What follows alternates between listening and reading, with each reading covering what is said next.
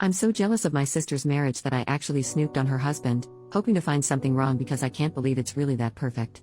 My sister and her husband, Max, have been together for around 10 years, and on the outside, they've always seemed solid. But you never really know, right? Honestly, I kind of assumed they were putting on a front, probably because I've never had a relationship that felt as genuinely happy behind closed doors. Well, now I do know. I've been staying with them for the past 3 months after my ex cheated on me, and they took me in without a second thought. Being here, I've noticed how naturally thoughtful they are with each other. They're always bringing each other little gifts, and it's just second nature to them. My ex, on the other hand, called me shallow for wanting a simple birthday gift, and it's more than just the little presents. They look at each other with this warmth that's undeniable. When Max looks at Sandra, his whole face lights up, whereas my ex used to look at me like I was, well, a potato. They hug each other like they've been apart for months every time one of them comes home. My ex? He'd just tell me to leave him the FCK alone to effing relax whenever he got home. They support each other's hobbies and friends as well. Max encourages Sandra to spend time with her friends, while my ex would complain endlessly about mine and even said my hobbies were a waste of time. The craziest part? I know they're actually holding back on the affection when I'm around.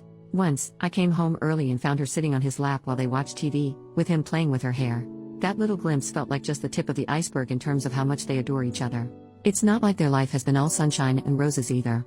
They've been through some seriously tough stuff, deaths, a miscarriage, job setbacks. The kind of things that can break people apart, but they've made it through together. At first, I couldn't wrap my head around it. I honestly thought that relationships like theirs were just Hallmark bullcrap. I convinced myself that everyone's relationship eventually turns into a daily grind once the honeymoon phase is over. So, I snooped on Max's phone. I just couldn't believe that he could really be this great. But all I found were totally normal messages. Even with his female friends, everything was just friendly. He talked about Sandra a lot, even mentioned how much he loves her. I felt so guilty afterward that I confessed. Surprisingly, they forgave me. Sandra even took me out for the day, just the two of us, and shared that she'd been in some terrible relationships herself before she met Max. She said those experiences helped her recognize red flags so that when Max came along, she was ready to appreciate someone healthy and genuinely good for her. She's also gone to therapy for a long time, and she says it helped her learn how to make healthy relationship choices and be a good partner herself. They even offered to cover the cost for me to start therapy, since my insurance isn't great. I thought that was really generous, and honestly, I feel like it's what I need. I just want to find something close to what they have. The silver lining here?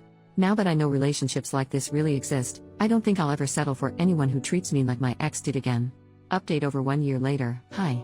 I'm the psycho who snooped in my brother-in-law's messages just because I thought it was impossible for men to be great to their partners.